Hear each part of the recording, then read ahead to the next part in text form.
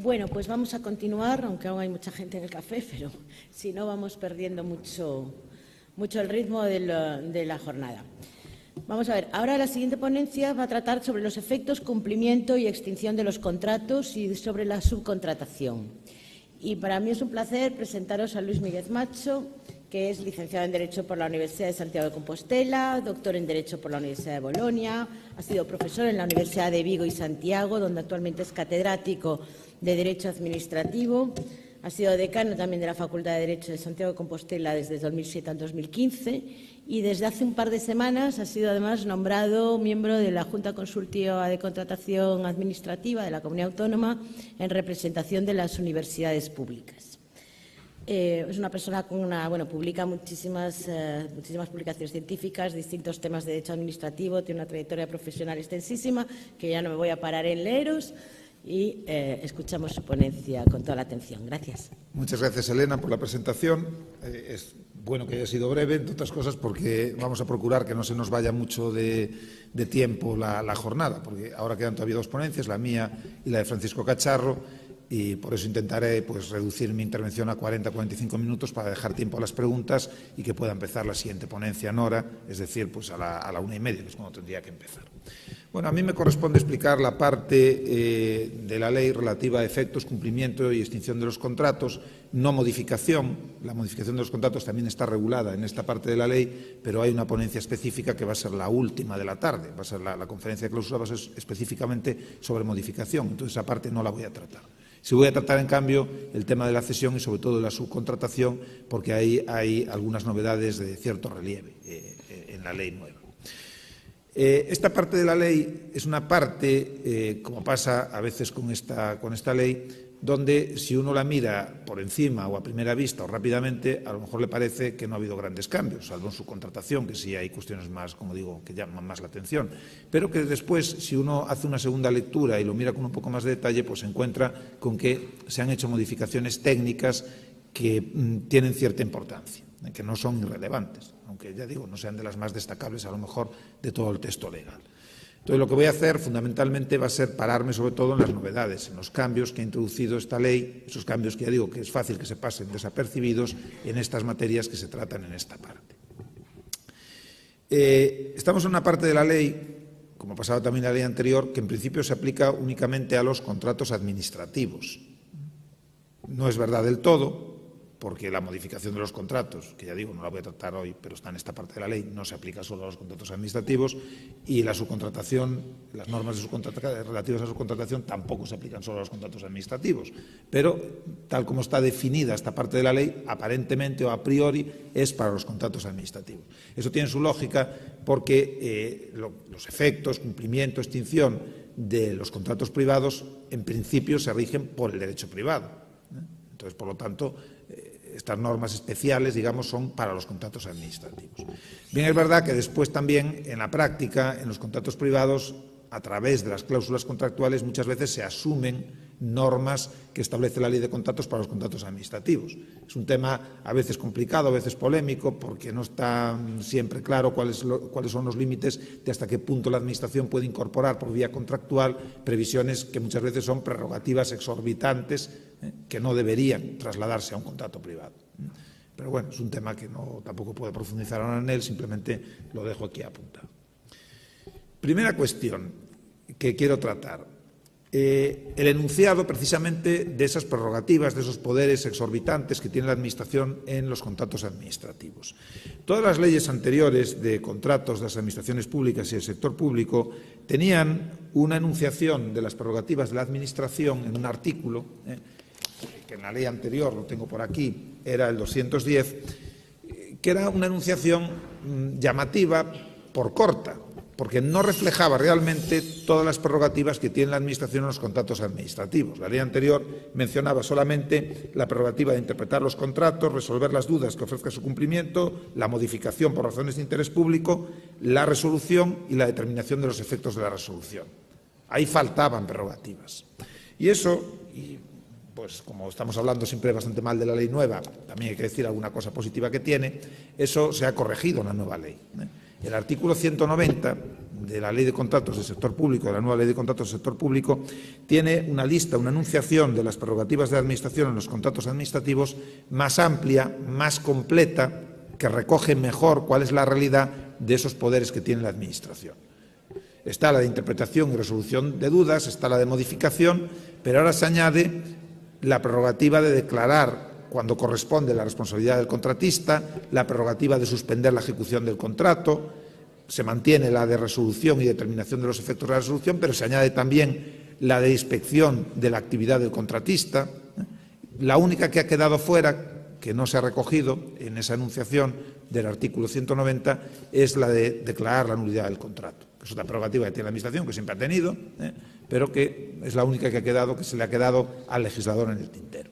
Entonces, lo que hay que destacar aquí no es que se inventen prerrogativas nuevas, pero están recogidas de una manera más sistemática, más ordenada, en una enumeración más clara en el artículo 190 de la ley nueva.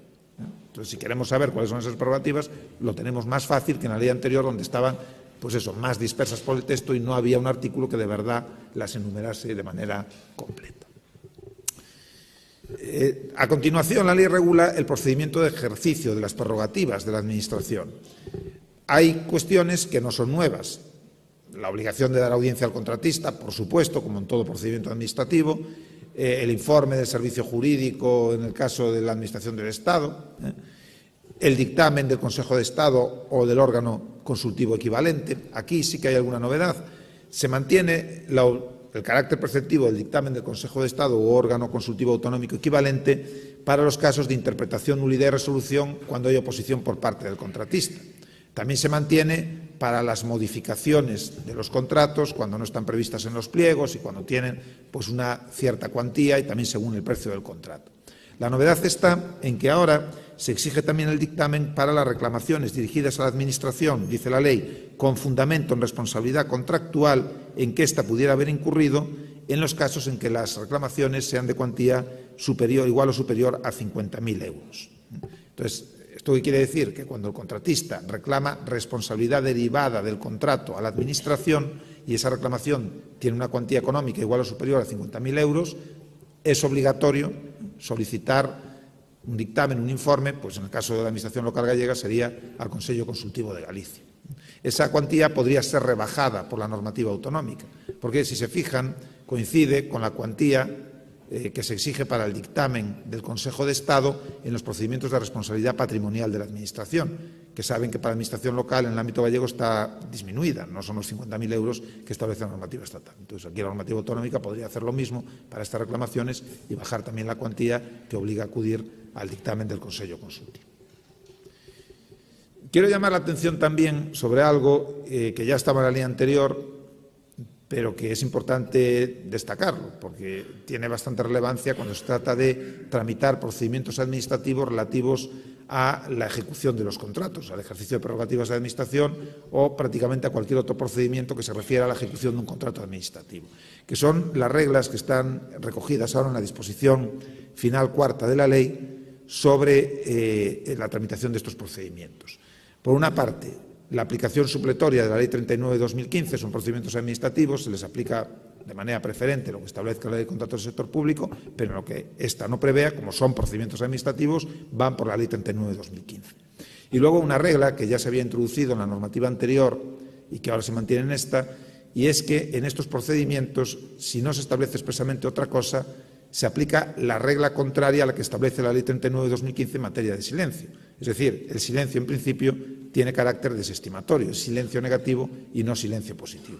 Esto se introdujo en su día en la anterior Ley de Contratos del Sector Público porque planteaba muchos problemas prácticos, el saber el sentido del silencio en este tipo de reclamaciones de contratistas o procedimientos relacionados con la ejecución de los contratos. Si no se decía nada, había que ir al silencio positivo, pero parecía algo excesivo reconocer silencio positivo en reclamaciones, por ejemplo, económicas o de responsabilidad contractual del contratista frente a la Administración. Entonces eso se modificó y ahora pues se mantiene ese criterio del silencio negativo a través de esa disposición de la nueva Ley de Contratos del Sector Público.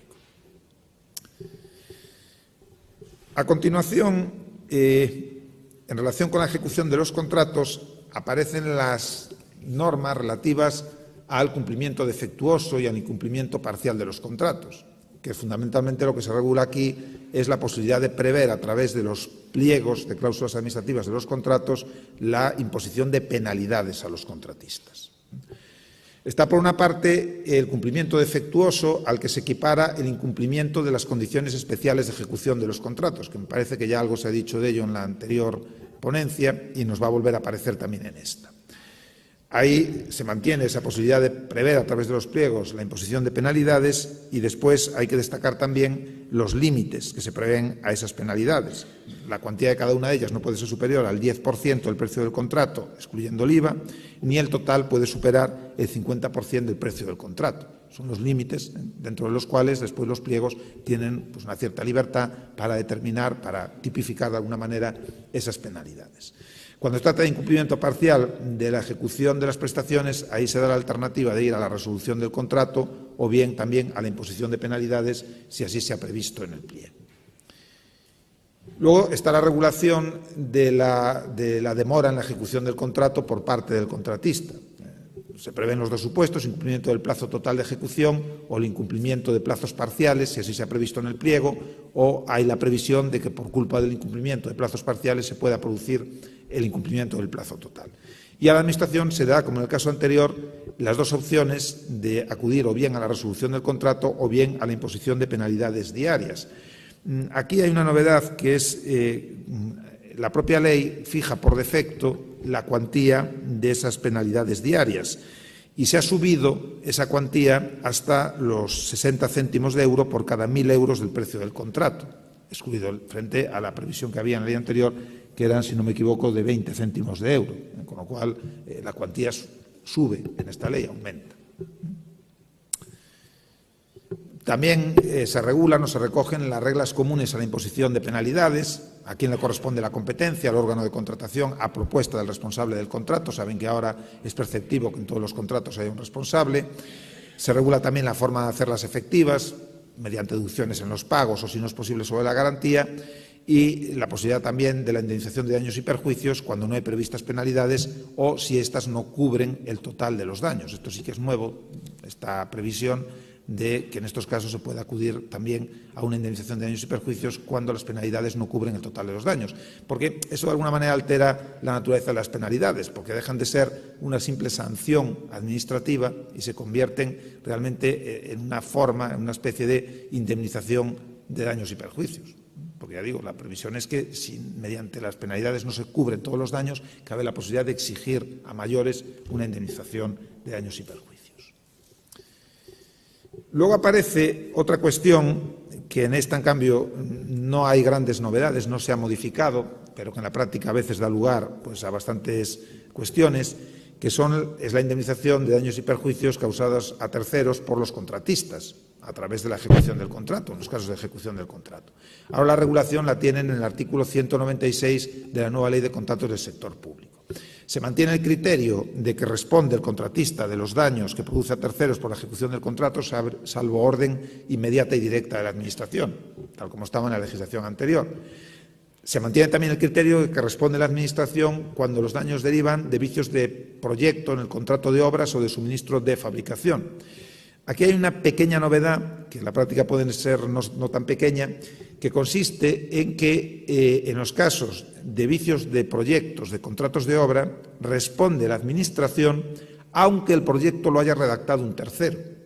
Esto sí que es un cambio, porque en la ley anterior respondía la Administración cuando el proyecto lo había redactado ella. Ahora responde también si el proyecto lo ha redactado un tercero. En ese caso, lo que se le reconoce a la Administración es la facultad de repetir frente al proyectista, frente al redactor del proyecto.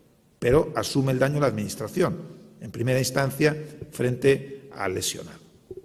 Y luego se mantiene también, como estaba en la legislación anterior, la posibilidad de que la persona dañada o lesionada se requiera a la Administración para que la Administración se pronuncie en vía administrativa sobre a quién corresponde la responsabilidad, sea a la propia Administración o al contratista. Esto no se ha modificado y hay que conectarlo con las previsiones que se establecen también al respecto desde el punto de vista procedimental, sobre todo en la Ley 39 de 2015, como saben ahora regula todos los procedimientos de reclamación de responsabilidad patrimonial dentro del procedimiento administrativo común. Más cuestiones. El pago del precio de los contratos. En las reglas del pago del precio están en el artículo 198 de la nueva ley. No hay grandes modificaciones del régimen que se establecía en el texto refundido anterior. Sobre todo, no se modifica toda la cuestión fundamental, que son los plazos que hay para los pagos. Eso no se ha tocado. Hay dos novedades, o tres, bastante pequeñas, que resalto aquí. Se ha introducido una previsión expresa de que en contratos basados en acuerdos marco o derivados de sistemas dinámicos de contratación puede pagar el precio, en lugar de la administración que haya montado ese acuerdo marco o ese sistema dinámico, el peticionario, la persona que solicite la prestación concreta que se suministra a través del acuerdo marco o del sistema dinámico. Esto tiene un cierto interés desde el momento en el que, como ya se les comentó ayer, sobre todo los acuerdos marco de contratación, en el nuevo, digamos, sistema de contratación que establece esta ley, van a tener cada vez mayor importancia. Cuando se trata de necesidades previsibles o recurrentes y haya una planificación previa, una manera que hay, ya se les comentó, sobre todo en las ponencias de ayer, que hay de eludir la necesidad de acudir a contratos menores, es hacer acuerdos marco con los proveedores habituales. Entonces, por eso este es un tema que tiene una cierta relevancia a día de hoy, tal y como está la nueva ley. Y luego hay otra previsión, que esta les interesa sobre todo a los interventores, que es que cuando el importe acumulado de los abonos a cuenta alcance un 90% del precio del contrato, una cuantía ya muy alta, se le comunique a intervención para que vaya preparando la asistencia a la recepción del objeto del contrato. Saben ustedes que los interventores son los competentes para acudir, para asistir a la recepción del objeto de la prestación contractual. Entonces, lo que se prevé ahora expresamente es eso, que cuando ya el abono de los abonos a cuenta alcanza una cierta cuantía, que equivalen pues ya prácticamente al pago total del precio del contrato, hay que dar comunicación a la intervención para preparar la recepción. También se han introducido normas relativas a la factura electrónica, porque ahora, pues como se va a un sistema en el que al final pues va a tener que se va a utilizar pues, de forma sistemática la factura electrónica, cuando se habla del pago del precio, se hace una referencia expresa a que el cómputo de los plazos, el plazo de 30 días, pues se tiene en cuenta la obligación de presentar la factura electrónica. Entonces se dice, para que haya lugar al inicio del cómputo de plazo para el devengo de intereses, el contratista deberá haber cumplido la obligación de prestar la factura ante el registro administrativo correspondiente en los términos, se dice ahora, establecidos en la normativa vigente sobre factura electrónica. Y lo mismo se repite cuando se regula la liquidación del contrato.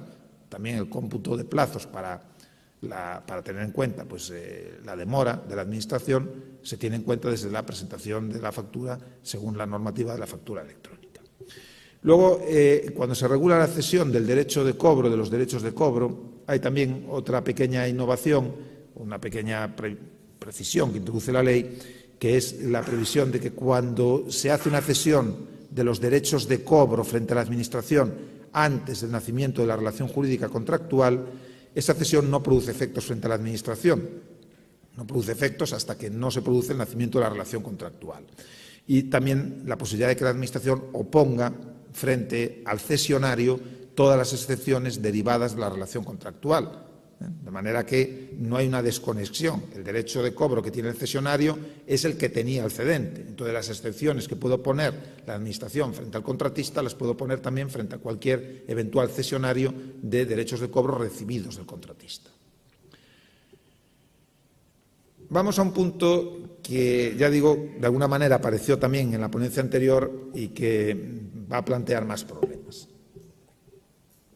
La cuestión de las obligaciones medioambientales, sociales y laborales.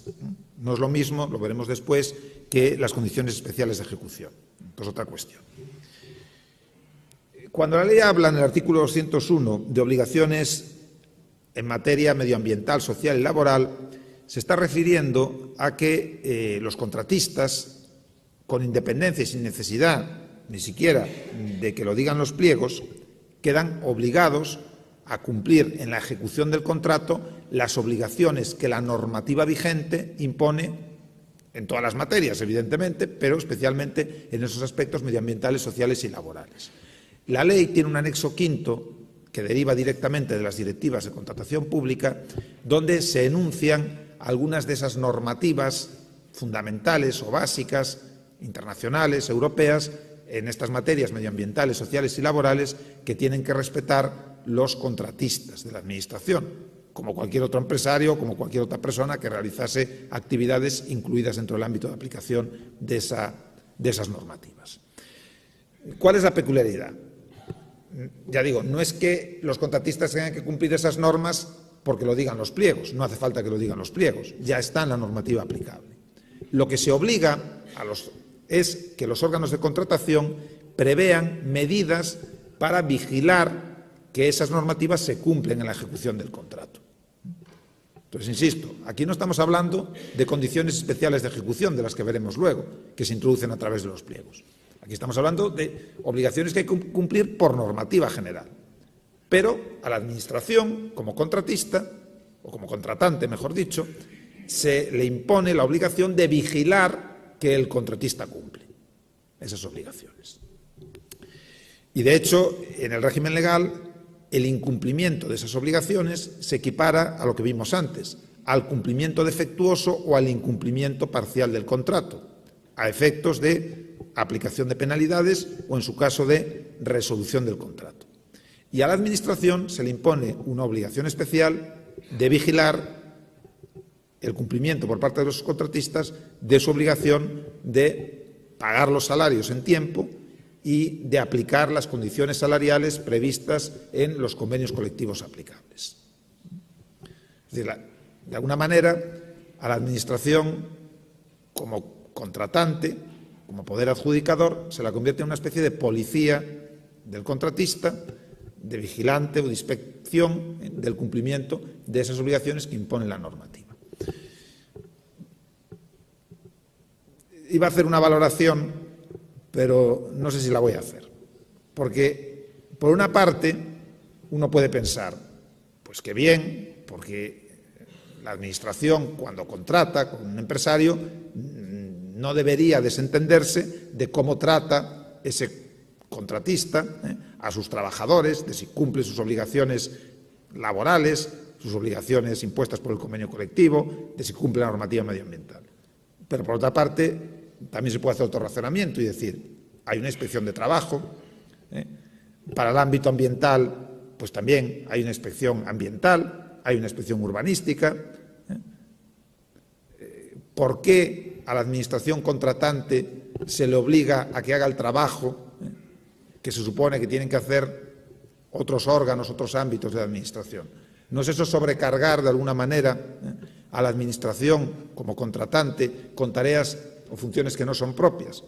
¿No tiene bastante la Administración, cuando contrata, con vigilar que se ejecuta bien el contrato de acuerdo con los pliegos y con los pliegos de prescripciones técnicas? ¿No tiene bastante con eso para que encima tenga que vigilar lo que ya digo, el cumplimiento de obligaciones que están en otras normativas y cuyo cumplimiento, además, está asignado a otros órganos, otros sectores, otros departamentos de la Administración?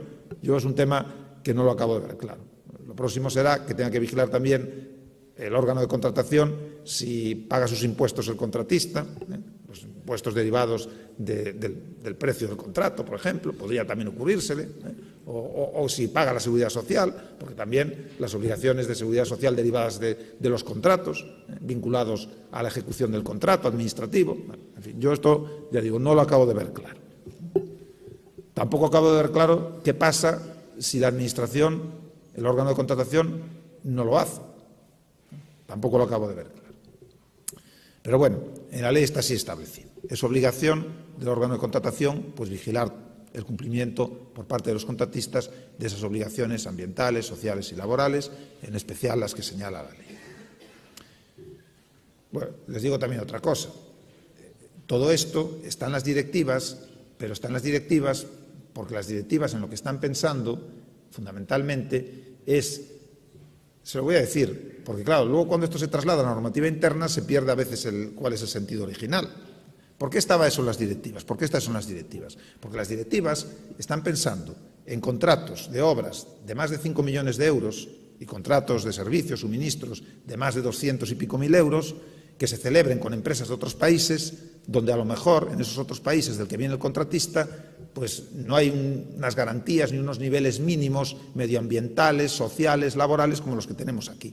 Entonces, por eso la directiva tiene un anexo donde dice que pensando en esos supuestos, que cuando una administración pública de un país de la Unión Europea contrata, pensando sobre todo en empresas que vienen de otro tipo de países, pues por lo menos que se cumplan lo que son las condiciones mínimas ambientales, sociales, laborales que establece la normativa internacional y europea aplicable en la materia. Que nos lo digan eso a nosotros, que tenemos un nivel de protección ambiental, social, laboral mucho más elevado y que tenemos, como he dicho antes, órganos específicos dedicados a vigilar eso y que eso lo tenga que hacer el órgano de contratación, pues la verdad, insisto, es algo que no cuadra muy bien. Se ha hecho una traslación ciega de la directiva sin pensar a qué se estaba refiriendo o en qué estaba pensando la directiva cuando estableció esa previsión.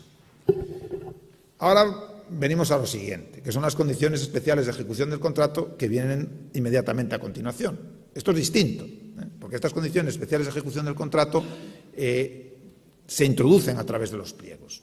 No son obligaciones legales, sino que se introducen a través de los pliegos como obligaciones contractuales del contratista. Bueno, esto también es otra cuestión muy confusa, muy confusa. Artículo 1.3 de la Ley de Contratos del Sector Público. Se lo voy a leer. En toda contratación pública se incorporarán de manera transversal y preceptiva, subrayo, se incorporarán y preceptiva, criterios sociales y medioambientales y luego a continuación empieza la rebaja. Siempre que guarde relación con el objeto del contrato, en la convicción de que su inclusión proporciona una mejor relación calidad-precio en la prestación contractual, así como una mayor y mejor eficiencia en la utilización de los fondos públicos. Entonces, después de leer esto, es difícil desentrañar, o es difícil saber si tenemos o no tenemos que introducir de manera obligatoria en todos los contratos que celebramos ese tipo de criterios sociales o medioambientales, en su caso, como condiciones especiales de ejecución. O sea, está mal redactado. No se puede decir, por una parte, que es preceptivo y que hay que hacerlo, que se incorporarán, y luego a continuación condicionarlo y decir que, bueno, eso se hará si tiene relación con el objeto del contrato. En la convicción se dice, que también es una forma muy rara de redactar una norma, hablar de convicciones, en la convicción de que su inclusión proporciona una mejor relación calidad-precio, y si no la proporciona. Y que proporciona también una mayor y mejor eficiencia en la utilización de los fondos públicos, y si no la proporciona. Y si lo que ocasiona son más costes. Y si lo que ocasiona es un aumento del precio del contrato. ¿Se está cumpliendo esa condición? Es un artículo redactado de una manera disparatada e incomprensible. Pero después, en el artículo que ahora nos interesa más, que es el 202, esto se concreta un poco más y de una manera, por lo menos, más clara. No menos criticable, pero sí más clara. El 202 lo que dice, lo dice de otra manera, es que los órganos de contratación podrán establecer condiciones especiales en relación con la ejecución del contrato, siempre que estén vinculadas al objeto del contrato, como decía el artículo 1.3, que no sean directa o indirectamente discriminatorias, que sean compatibles con el derecho europeo y que se indiquen debidamente en el anuncio de licitación y en el pliego de cláusulas administrativas particulares. Entonces aquí se plantea, primero, como una facultad del órgano de contratación y luego con una serie de requisitos que están mucho más claramente establecidos, o por lo menos de una manera mucho más sistemática que en el artículo 1.3. Vinculación al objeto del contrato, eso estaba en el 1.3, que no tengan carácter discriminatorio, es decir, que no supongan que se va a dar una ventaja a unos operadores del mercado frente a otros a la hora de acceder a ese contrato público, que tengan, por supuesto, que sean compatibles con el derecho de la Unión Europea, pero eso va de suyo, con el derecho de la Unión Europea y con nuestro derecho. No se van a introducir obligaciones o condiciones especiales de ejecución que sean ilegales. Hasta ahí podríamos llegar, ¿no? Y luego que se anuncie debidamente. Pero bueno, se tienen que anunciar, porque son obligaciones del contratista, esas condiciones especiales de ejecución tendrán que estar en los pliegos, solo faltaba, ¿no? Y luego, a continuación, se hace también como una especie de enunciación de los tipos de condiciones especiales. Se dice que pueden ser condiciones de carácter económico, relacionadas con la innovación, de tipo medioambiental o de tipo social.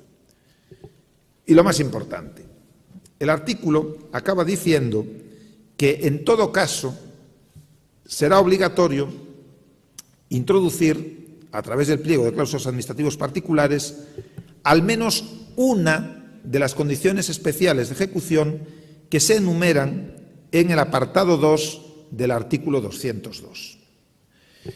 De todo ese abanico económicas relacionadas con la innovación de tipo medioambiental o de tipo social, en ese apartado 2 se recogen solo las de tipo medioambiental y las de tipo social o relativos al empleo. Y se hacen unas listas amplias de cuáles pueden ser. No os voy a leer la lista entera, la pueden ver en la ley, pero pues, yo, por poner algún ejemplo, cuando se habla de medioambiental, reducción de emisiones de gases de efecto invernadero, mantenimiento o mejora de valores medioambientales que puedan verse afectados por la ejecución del contrato, una gestión más sostenible del agua, se ponen ejemplos. Y con las de tipo social y relativas al empleo, pues lo mismo, también, sin leer la lista entera, por poner ejemplos. Hacer efectivos los derechos reconocidos en la Convención de las Naciones Unidas sobre los derechos de las personas con discapacidad. Contratar un número de personas con discapacidad superior al que exige la legislación nacional. Promover el empleo de personas con especiales dificultades de inserción en el mercado laboral y así sucesivamente. Entonces, esto sí que es obligatorio. Alguna de estas se dice que se tienen que introducir. Tampoco es que el artículo esté muy bien redactado, porque volvemos a lo mismo. Primero se dice que es potestativo y luego se dice que es obligatorio, al menos estas. No sabemos tampoco muy bien si las condiciones que vimos antes se tienen que aplicar también a las que son obligatorias. Algunas sí, otras no, o no. ¿Tienen que tener vinculación con el objeto del contrato también estas o no? Tampoco queda muy claro. Pero, por lo menos, ya digo, queda un poco mejor construido que en el artículo 1.3, que es el que realmente ya no se entendía nada de lo que decía. En caso de incumplimiento de estas condiciones especiales, hay dos posibilidades, o sea, dos opciones. Esto es un poco distinto a lo que veíamos antes. Se da, por una parte, la opción de la imposición de penalidades y de que se considere el incumplimiento como infracción grave a efectos de la imposición de una prohibición de contratar, o bien que se prevea la resolución del contrato, pero para eso hay que calificar expresamente en el pliego la condición especial de ejecución como obligación contractual esencial. Ya lo veremos después cuando veamos las causas de resolución, que ahora, para que el incumplimiento de una obligación del contratista sea causa de resolución por incumplimiento de obligaciones esenciales, hay que ponerlo muy claro en el pliego. Entonces, por eso se dan las dos opciones. Pero las dos dependen del pliego. Por lo tanto, si se quieren imponer penalidades, las penalidades tienen que estar previstas en el pliego, como si se quiere considerar que esa condición especial de ejecución es obligación esencial, también hay que ponerlo de manera expresa y clara en el propio pliego. Y luego aquí hay otra cuestión también interesante que tiene que ver con la subcontratación, y es que el cumplimiento de las condiciones especiales de ejecución se extienden a los subcontratistas. Lo que no dice la ley es cómo se extienden a los subcontratistas, porque el subcontratista no responde directamente ante la Administración. Aquí, bueno, luego me referiré con un poco más de calma al tema cuando hable de los subcontratistas, pero no queda muy claro qué significa eso de que las condiciones especiales de ejecución se extienden a los subcontratistas, porque luego no hay previsto un mecanismo para vigilar que el subcontratista cumple. Con lo cual es como no decir nada. Pero bueno, a eso me referiré después, más adelante, cuando hable de los subcontratistas. Hay una regulación también de la suspensión de los contratos, que ya estaba en la ley anterior, pero ahora se amplía. Aquí hay también algún tema interesante que quiero comentarles. Ya lo exigía la ley anterior, que cuando la Administración suspende la ejecución del contrato, hay que extender un acta, donde se consignen las circunstancias que la han motivado y la situación de hecho, es decir, cómo iba la ejecución del contrato hasta ese momento. Aquí hay una novedad muy importante, y es que el acta de suspensión la puede y debe extender la Administración de oficio, pero si no lo hace, se lo puede pedir el contratista. Y lo que se ha añadido ahora en la ley es que si el contratista pide a la Administración que extienda el acta de suspensión y la Administración no lo hace, se presume que el contrato queda suspendido, a efectos de lo que luego veremos, de indemnizaciones y demás, desde la fecha que ha consignado el contratista en su solicitud de que se extienda el acta. El contratista puede forzar, de alguna manera, que se haga el acta, Y si no se hace, es lo mismo, porque entonces el contrato se tiene por suspendido desde el momento en que ha consignado el contratista en su solicitud de extensión del acta de suspensión. Esto tiene importancia porque ahora se regula con mucho detalle en la nueva ley la indemnización de daños y perjuicios a la que tiene el derecho el contratista en estos supuestos de suspensión. Hay una serie de conceptos mínimos que se tienen que indemnizar tasados por la propia ley de contratos, que se podrían ampliar a través del pliego si se quisiese, pues gastos de mantenimiento de la garantía definitiva, las indemnizaciones a los trabajadores, los salarios de los trabajadores asignados o afectos a la ejecución del contrato, alquileres y costes de mantenimiento de maquinaria, equipamiento y demás, un 3% del precio de las prestaciones dejadas de ejecutar durante el tiempo de suspensión, el coste de las pólizas de seguro vinculadas a la ejecución del contrato. Todo eso se especifica claramente en la ley. Y todas esas indemnizaciones empiezan a devengarse desde ese momento en que se levanta el acta de suspensión y se hace efectiva la suspensión, o desde ese momento en que el contratista pues, deja constancia en la solicitud de que se extienda el acta. Y luego se establece también pues, el plazo habitual de prescripción de las reclamaciones de responsabilidad, 1 año, que se cuenta, en este caso, desde que recibe el contratista la orden de reanudar la ejecución del contrato. Es cuando empieza a contar el plazo de prescripción para solicitar esta indemnización. Resolución de los contratos. Novedades en materia de resolución de los contratos. Ha habido también aquí algunas modificaciones en las causas generales de resolución de los contratos que ahora están en el artículo 211 de la ley. Ya saben que hay una regulación general de causas de resolución que está ahora, ya digo, en el 211, luego sin perjuicio de que cuando se regula cada tipo de contrato, pues hay unas causas específicas para esos tipos de contratos. Pero yo me voy a ceñir, evidentemente, a las causas generales. En los casos de muerte o incapacidad del contratista o de disolución de la sociedad, si es una persona jurídica, se ha cambiado la regulación de la sucesión.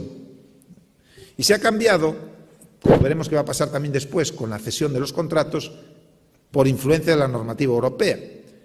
Porque tanto la sucesión en la persona del contratista como la cesión del contrato son modificaciones contractuales y, por lo tanto, se ven afectadas por la normativa europea de modificación de los contratos. Nosotros no estábamos acostumbrados a verlo así. Nosotros teníamos, por un lado, la regulación de las modificaciones contractuales y, por otra parte, las modificaciones subjetivas, como son, pues eso, la sucesión o la cesión del contrato. Pero son modificaciones. Para la Unión Europea son modificaciones como todas las demás, como si modificamos el objeto del contrato. Entonces, eso ha obligado a cambiar la regulación. La sucesión en la persona del contratista ahora está regulada en el artículo 98 de la ley y la cesión sigue donde estaba. Pero tanto la sucesión como la cesión, al ser modificaciones contractuales y verse afectadas por la normativa europea, de alguna manera van a tener que estar recogidas o previstas su posibilidad, la posibilidad de que pueda ocurrir esa circunstancia en los pliegos, para de esa manera encajar con la normativa europea de modificación de los contratos. Hay también una causa nueva, que es el retraso injustificado sobre el plan de trabajo para la ejecución del contrato en más de 1/3 de la duración inicial. En lo que se refiere al retraso, a los retrasos en las demoras por culpa del contratista, ahora se introduce ese supuesto específico de resolución contractual. Se ha modificado, como les comentaba antes, la regulación de la resolución por incumplimiento de la obligación principal o de las obligaciones esenciales. Ahí la principal modificación que hay es que se introducen una serie de requisitos para que se pueda aplicar esa causa de resolución. Se establece que para que una obligación contractual se pueda definir como obligación esencial a efectos de resolución, primero, tiene que respetar los límites que la ley establece para la libertad de pactos en los contratos del sector público y lo que les decía antes, esa obligación cuyo incumplimiento va a suponer la resolución por culpa del contratista, tiene que figurar, dice la ley, enumerada de manera precisa, clara e inequívoca en los pliegos o en el documento descriptivo, no siendo admisibles cláusulas de tipo general. Entonces, ya digo, si queremos configurar una obligación contractual como esencial a efectos de resolución, tenemos que ponerlo con total claridad y precisión en el pliego. No vale establecer eso, cláusulas genéricas o indeterminadas, donde no especifiquemos claramente cuál es esa obligación cuyo carácter esencial va a provocar la resolución en caso de incumplimiento. Y luego también se establece como causa de resolución el impago durante la ejecución del contrato de los salarios por parte del contratista a los trabajadores que estuviesen participando en la ejecución o el incumplimiento de las condiciones establecidas en los convenios colectivos en vigor para estos trabajadores también durante la ejecución del contrato. En esa línea de convertir a la Administración, como les decía antes, a la Administración contratante, al órgano de contratación, en un policía o en un vigilante del cumplimiento de sus obligaciones laborales por el contratista, se configura expresamente como causa de resolución del contrato. También se ha introducido una precisión que no estaba en la legislación anterior, que es que cuando concurren diferentes causas de resolución a la vez y sus efectos económicos son distintos, hay que aplicar la que primero haya aparecido en el tiempo. Hay un criterio que es muy típico del derecho, prior tempore, potior iure, lo que aparece antes en el tiempo tiene preferencia sobre lo que aparece después. Por la posibilidad, ya digo, que concurran a la vez varias causas de resolución para ordenarlas, sobre todo cuando, ya digo, cuando esas causas producen efectos económicos distintos, tienen consecuencias económicas distintas.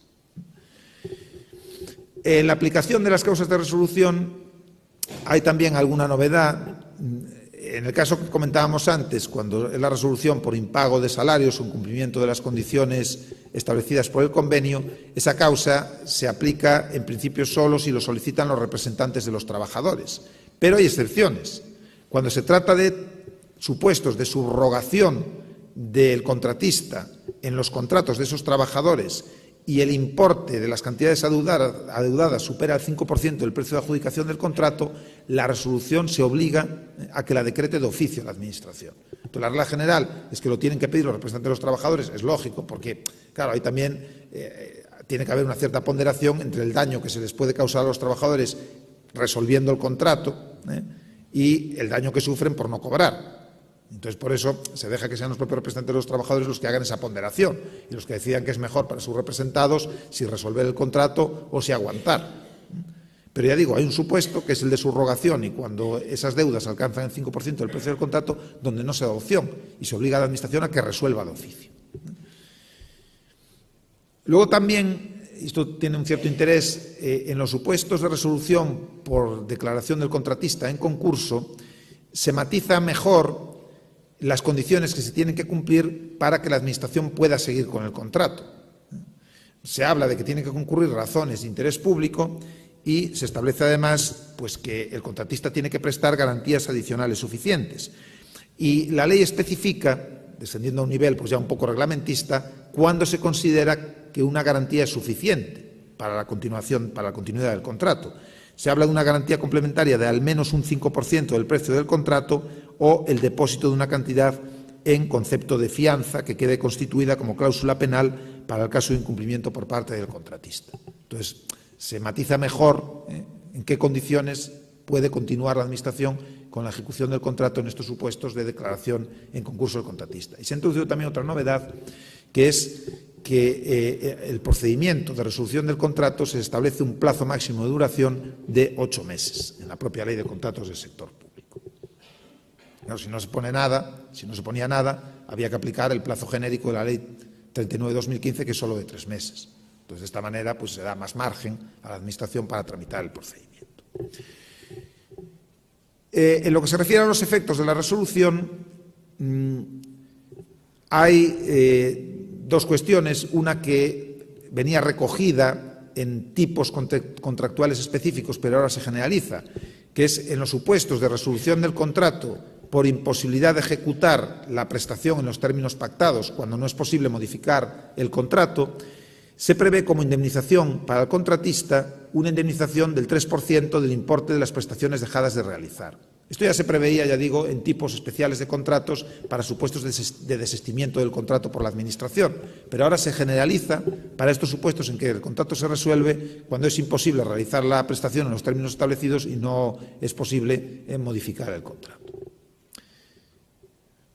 Hay también otra novedad interesante, sobre todo para la práctica, que es que se han ampliado los supuestos en los que se permite que se tramite de manera paralela la resolución de un contrato y la adjudicación del nuevo contrato, para evitar pues, los problemas que siempre se dan en la práctica de que se resuelve un contrato y después nos quedamos durante una temporada sin tener regularizada la situación porque no se ha previsto, no se ha podido preparar la adjudicación del nuevo contrato. Y entonces hay que obligar al contratista saliente, digamos, a que continúe con una especie de prórroga forzosa que está ahí un poco en el aire, su apoyo legal, ¿no? Entonces, para intentar evitar esas situaciones que son siempre indeseables, la nueva ley lo que hace es ampliar los casos en los que, ya digo, en los que es posible tramitar de manera simultánea o de manera paralela la resolución de un contrato y la adjudicación del siguiente.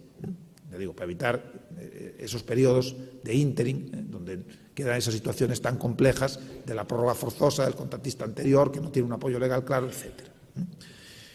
Y luego también, en relación con estos supuestos, precisamente cuando un contratista cesa mientras no entra el siguiente contratista, se establece también que si el contratista no da garantías suficientes de que va a ser capaz de mantener la prestación del contrato hasta que se adjudique el nuevo contrato, puede intervenir la Administración, bien se dice con sus propios medios o bien a través de un contrato con un tercero. Es decir, se abre la posibilidad de que para esos casos se establezcan como una especie de contratos transitorios entre el contrato que se extingue y que el contratista anterior pues, no es capaz de mantener y la adjudicación del nuevo contrato.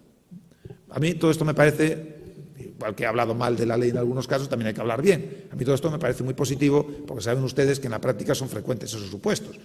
Se nos resuelve, se nos extingue un contrato, no hemos sido capaces, por el motivo que sea, de adjudicar el nuevo y quedan unas situaciones intermedias muchas veces muy falsas desde el punto de vista de su apoyatura jurídica. Y la nueva ley nos da aquí pues, algunas herramientas para buscar soluciones, para buscar vías con mejor enganche legal para atender a esas situaciones.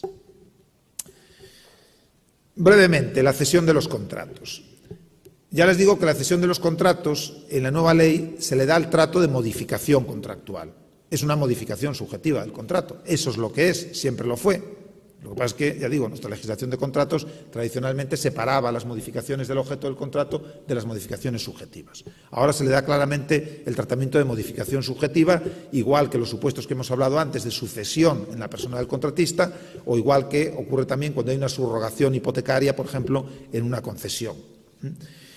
Al ser modificación, lo que les decía antes, la cesión ahora tiene que estar prevista expresamente en el pliego, para que de esa forma nos enganche con la normativa de la Unión Europea en materia de modificación de contratos. Se han establecido también, no me voy a parar, unas normas especiales para la cesión de participaciones de sociedades creadas específicamente para la ejecución de contratos, porque si se modifica el capital social, no deja de ser también una forma, entre comillas, encubierta de modificación subjetiva del contrato. Entonces se han introducido normas relacionadas o relativas a ese tipo de cesión de participaciones. Y luego, pues, otra novedad interesante aquí es la cesión sigue sometida a autorización previa del órgano de contratación, pero ahora la ley deja muy claro que la autorización previa es de carácter reglado. Es decir, hay que otorgarla de manera obligatoria siempre que se cumplan los requisitos legalmente establecidos. Y se establece también un plazo máximo para la emisión de la autorización, un plazo máximo de 2 meses, en este caso con silencio positivo. Con lo cual el régimen de la cesión, como ven, es otro aspecto positivo de la ley, queda mucho más claro. Se deja, ya digo, absolutamente resuelta la cuestión, primero, de que la autorización para la cesión es preceptiva, es de carácter, su otorgamiento reglado si se cumplen los requisitos legales, el plazo está en la ley, son 2 meses, y si la Administración lo resuelve, el silencio es positivo y, por lo tanto, se puede hacer efectiva la cesión. Luego se han establecido también algunas excepciones que no estaban en la ley anterior al requisito de que el contrato esté ejecutado en un 20% de su importe o durante un quinto del plazo de duración cuando son concesiones. Son sobre todo excepciones pensadas para facilitar la cesión de los contratos en supuestos de concursos, supuestos en general de contratistas que están en dificultades económicas. Entonces, se trata de darles un poco, pues, abrirles la puerta para que se desprendan del contrato y se lo puedan pasar a otro contratista, a otro empresario que tenga unas condiciones pues, mejores de solvencia, lo cual es favorable, evidentemente, para la Administración y para la ejecución del contrato. Entonces, en esos casos, se facilita la cesión del contrato. Y lo mismo también en supuestos de concesiones cuando concurran indicios de inviabilidad de la concesión, para que, lo mismo que en el caso anterior, para evitar que se entre en otro tipo de situaciones, pues, se abre la puerta que el contratista lo antes posible se pueda desprender de ese contrato y pasárselo pues, a un nuevo contratista que tenga unas mejores condiciones de solvencia. Y ya por último, la subcontratación. Primera cuestión. Esta ley, por una parte, favorece todavía más que las leyes anteriores la subcontratación. La favorece todavía más, porque si ustedes se leen el artículo 215, la subcontratación solo se puede prohibir cuando se definan en los pliegos lo que la ley llama, con una terminología bastante peculiar, tareas críticas. En contratos de obra se dice y contratos de servicios, o en servicios o trabajos de colocación o instalación en contratos de suministro. Entonces, para que no se pueda subcontratar, hay que definir en los pliegos lo que la ley llama eso, tareas críticas, que se supone que serán pues, elementos o partes de la ejecución del contrato que la Administración motivadamente considera que solo debe o que tiene que realizar necesariamente el contratista principal, y solo en esos contratos, en contratos de obras y servicios o en servicios o trabajos de colocación e instalación dentro de contratos de suministro. A salvo de que luego pueda haber normas especiales que limitan la subcontratación en otros contratos, como en las concesiones de servicios, donde en los contratos de gestión de servicios públicos siempre hubo la limitación de que solo se pueden subcontratar prestaciones accesorias, eso se mantiene. Pero, como regla general, ya digo, se limita mucho la posibilidad de impedir la subcontratación. Y luego se añade que la prohibición de que cualquier limitación a la subcontratación suponga una restricción de la competencia. Entonces, el espíritu de la ley, como ven, favorece la subcontratación.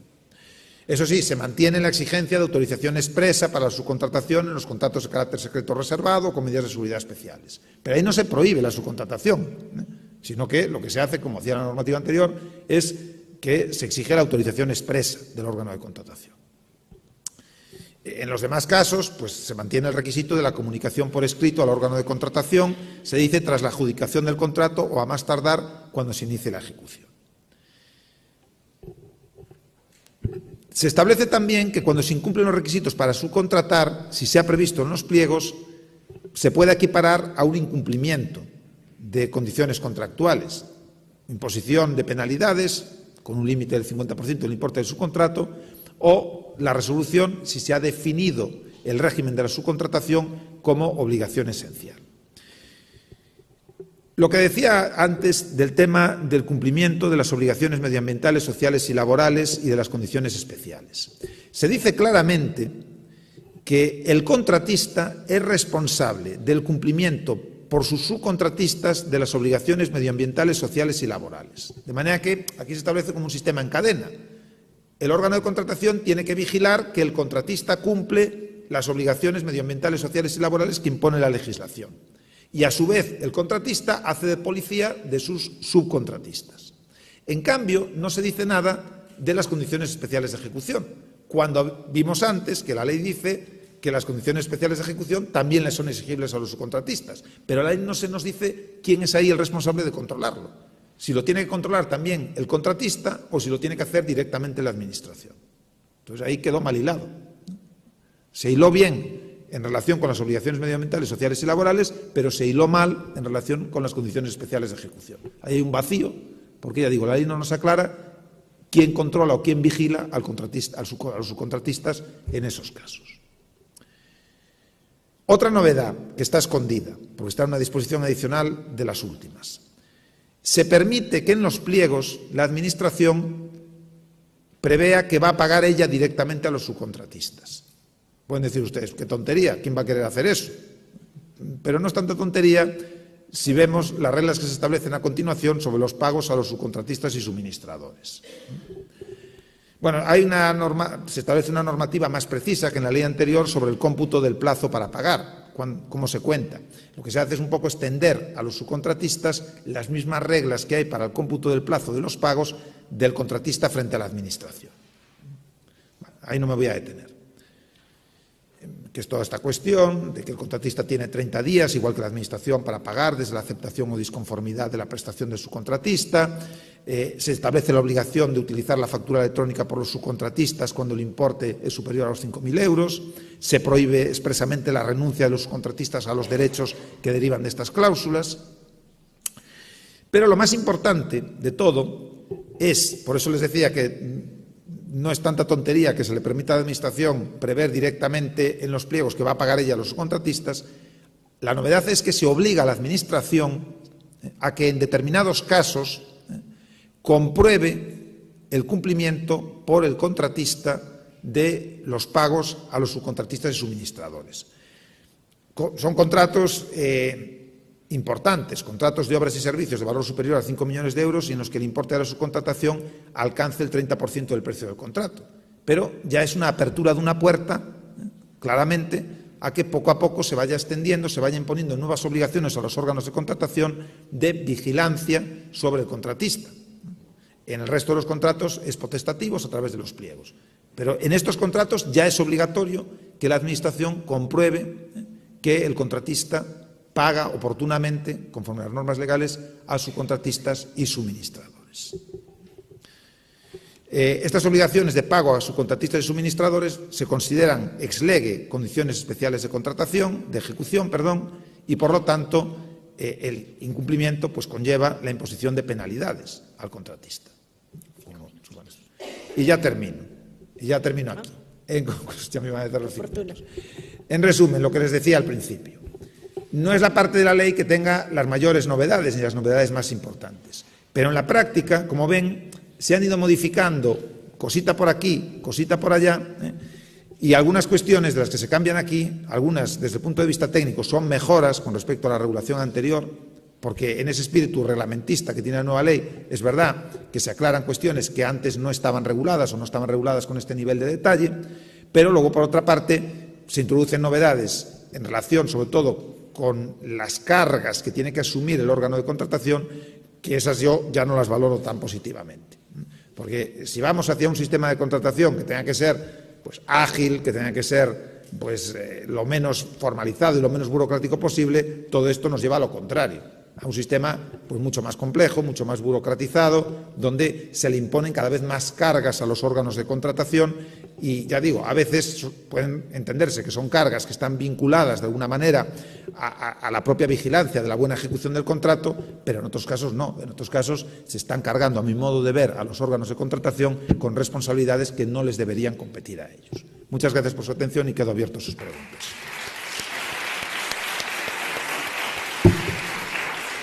Bueno, vamos a abrir ahora una ronda de preguntas. Si queréis hacer algún tipo de pregunta, Luis.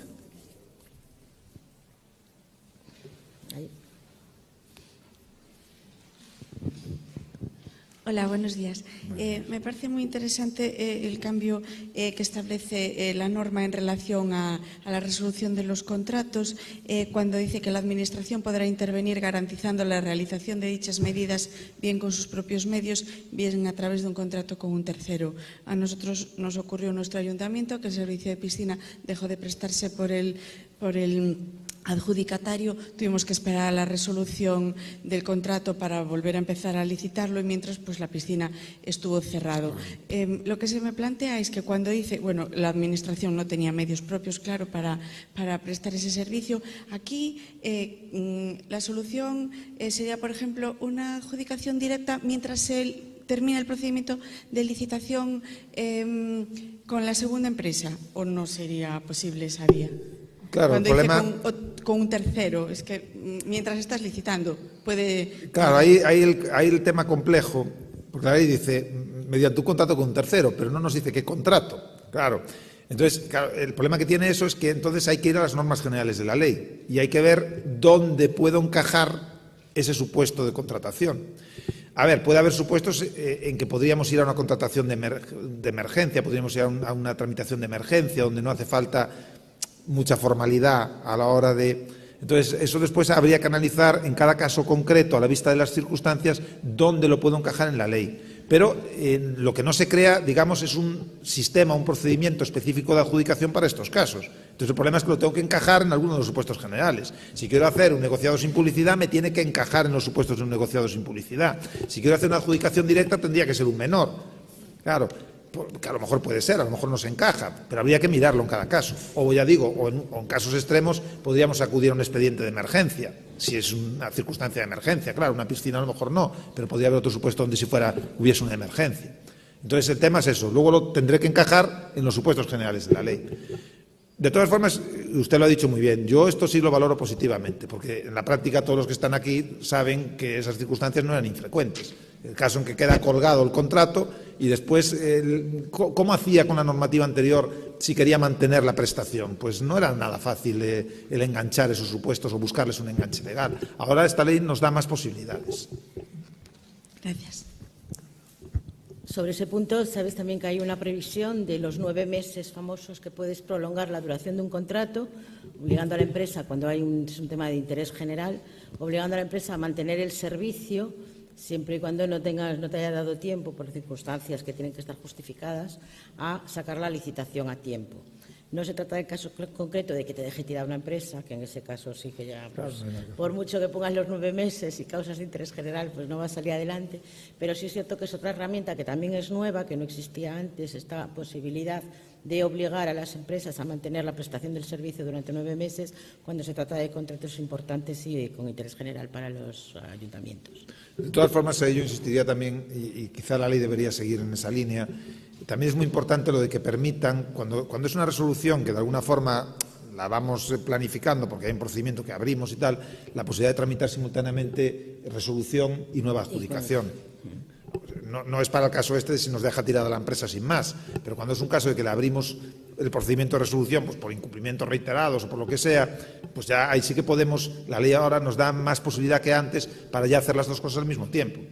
Y ya no es la cuestión de tenemos que esperar primero a resolver y después hay que iniciar el siguiente procedimiento. Lo podemos hacer simultáneamente y esa línea, insisto, el legislador debería incidir todavía más en ella, debería incluso generalizarla. Y que siempre que tenemos una resolución de un contrato que siga un procedimiento previsible que va a durar un tiempo, pues que se nos permita hacer la tramitación simultánea. Y no olvidéis una de las 3 P's que hablaba ayer Julio González, de la planificación, de no esperéis al último día para empezar a montar el contrato cuando ya sabéis que se va a terminar y que va a finalizar su duración en una fecha X, sabiendo, como conocemos ya más o menos, que los procesos de licitación de según qué contratos son bastante largos. Entonces, la planificación también es muy importante para evitar ese tipo de incidencias. No sé si hay alguna pregunta más. Pues damos 5 minutos para cambiar la ponencia, pero y en 5 minutos volvemos otra vez retomamos la charla. Gracias.